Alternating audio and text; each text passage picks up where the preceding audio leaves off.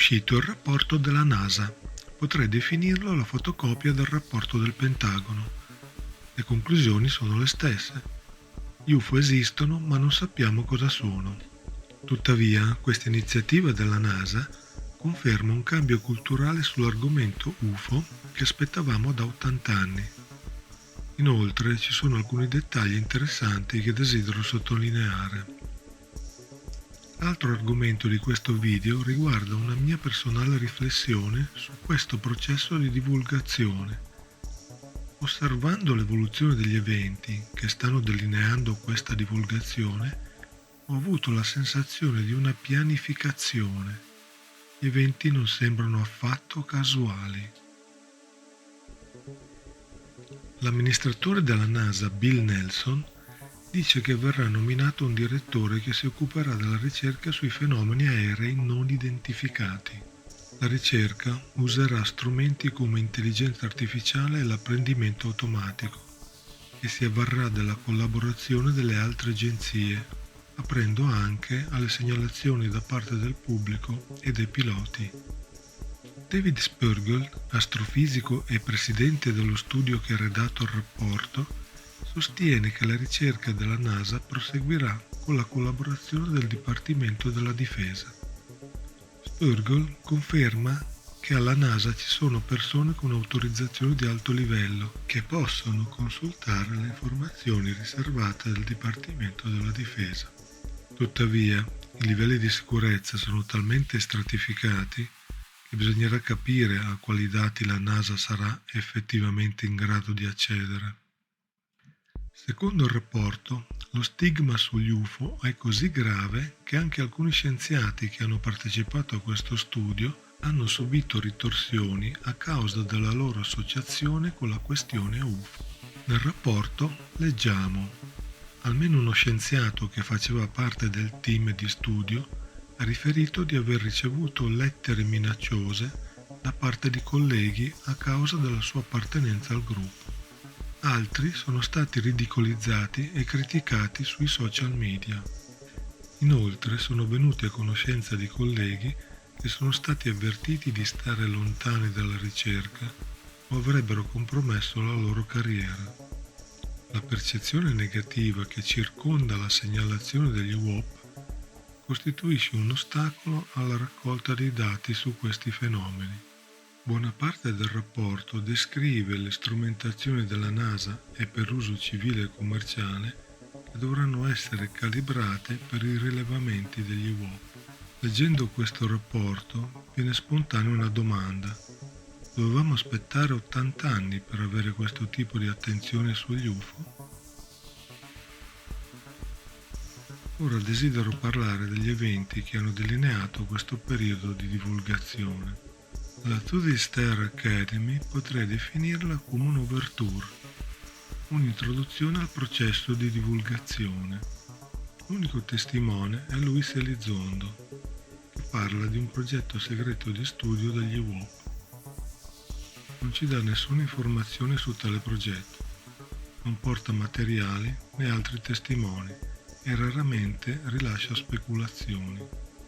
DeLonge fa numerose speculazioni, ma nemmeno lui fornisce dettagli o informazioni verificabili.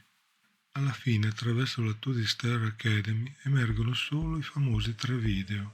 L'opera della To This Star sembra più che altro un'azione per ottenere l'attenzione dei media e dell'opinione pubblica.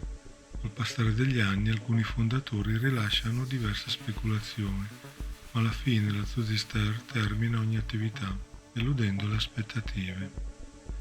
Mentre le persone collegate alla To This Star rilasciano diverse interviste, abbiamo una serie di eventi legati alla Marina degli Stati Uniti. Nel 2017 David Fravor rilascia la sua testimonianza e nel 2019 Ryan Graves inizia il suo percorso che si svilupperà in diverse interviste negli anni successivi. Nel frattempo la Marina rilascia altri video inediti. Tutto questo processo si conclude con i rapporti del Pentagono a partire dal 2021. Fino a questo momento si è parlato esclusivamente di avvistamenti di UFO ripresi da lontano.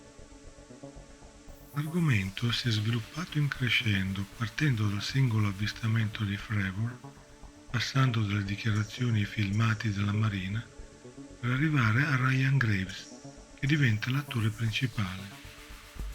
Infatti Graves rilascia l'affermazione più importante di questa prima fase della divulgazione, dicendo che gli avvistamenti UFO sono molto sottostimati.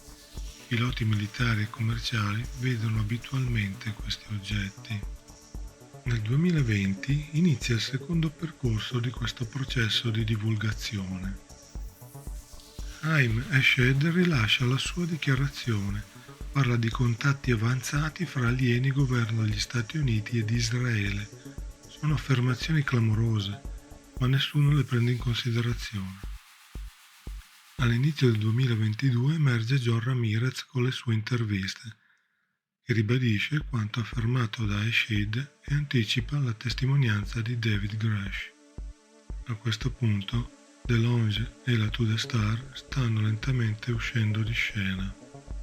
Nel giugno-luglio 2023, quanto è stato anticipato da Eshed e da Ramirez diviene l'argomento principale del racconto ufologico, grazie alla testimonianza di David Grush e altri informatori che confermano i suoi racconti.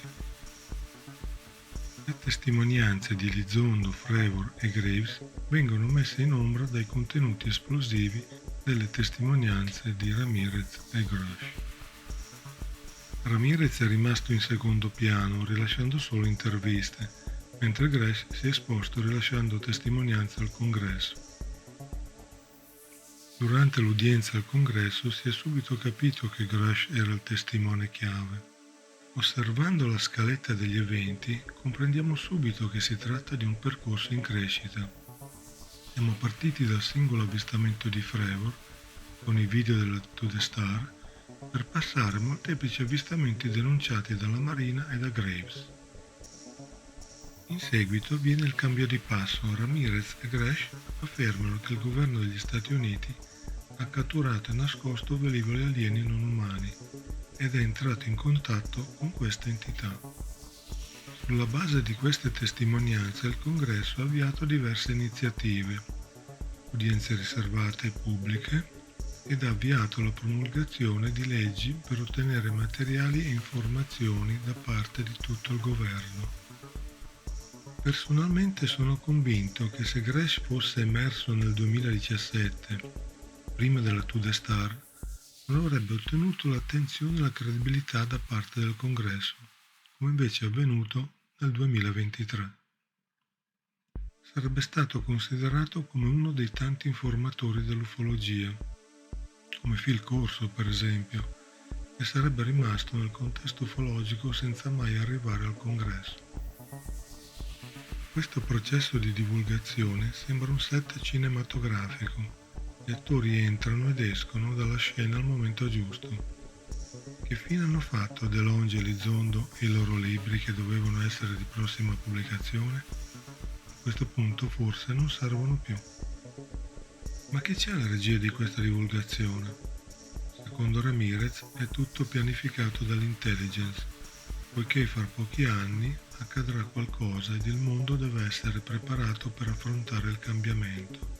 Tuttavia la regia di questa divulgazione potrebbe anche essere formata dalle persone che nel 2017 hanno creato la To The Star, ma in questo caso il Pentagono starebbe ostacolando tale iniziativa. È difficile capire chi manovra dietro le quinte. Ogni evento di questa divulgazione sembra predisposto per preparare l'opinione pubblica all'evento successivo. Se non mi sto sbagliando, questa escalation di novità dovrebbe proseguire con eventi sempre più eclatanti.